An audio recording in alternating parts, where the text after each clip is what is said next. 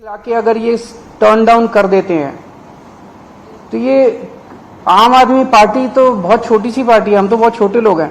ये तो सीधे सीधे केंद्र सरकार सुप्रीम कोर्ट को चुनौती दे रही है, सुप्रीम कोर्ट को चैलेंज कर रही है कि तुम जो मर्जी ऑर्डर कर लो, तुम्हारे सारे ऑर्डर हम 2 मिनट के अंदर ऑर्डिनेंस लाके बिल लाके सब खत्म कर देंगे।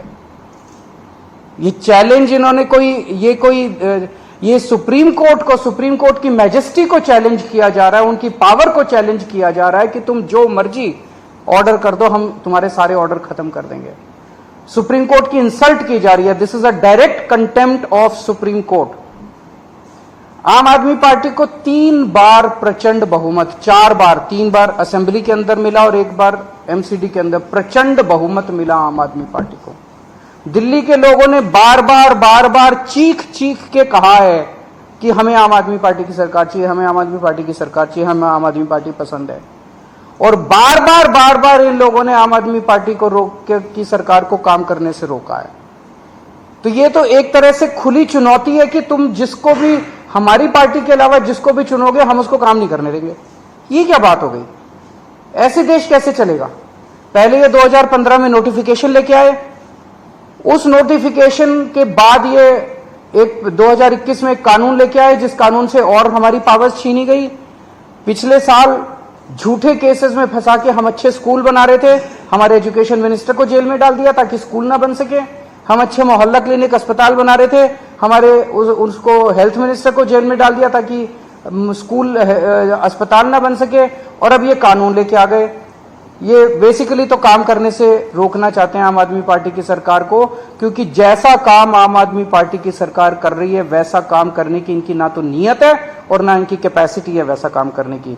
पर मैं दिल्ली के लोगों को भी और देश के लोगों को भी कहना चाहता हूं कि स्पीड स्लो जरूर होगी कामों की।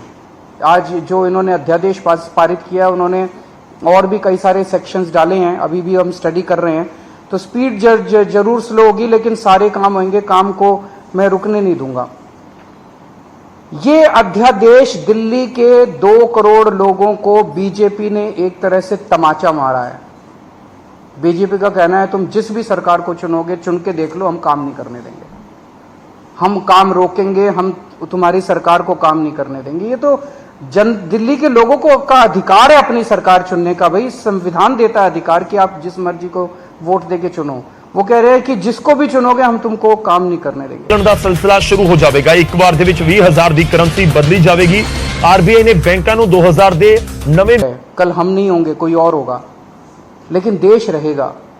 इस तरह से सरेआम जनतंत्र को कुचलना, सुप्रीम कोर्ट को वो दिखाना, ये सही नहीं है। हम इसके खिलाफ सुप्रीम कोर्ट में या वो डालेंगे, इस ऑर्डिनेंस के खिलाफ सुप्रीम कोर्ट जाएंगे।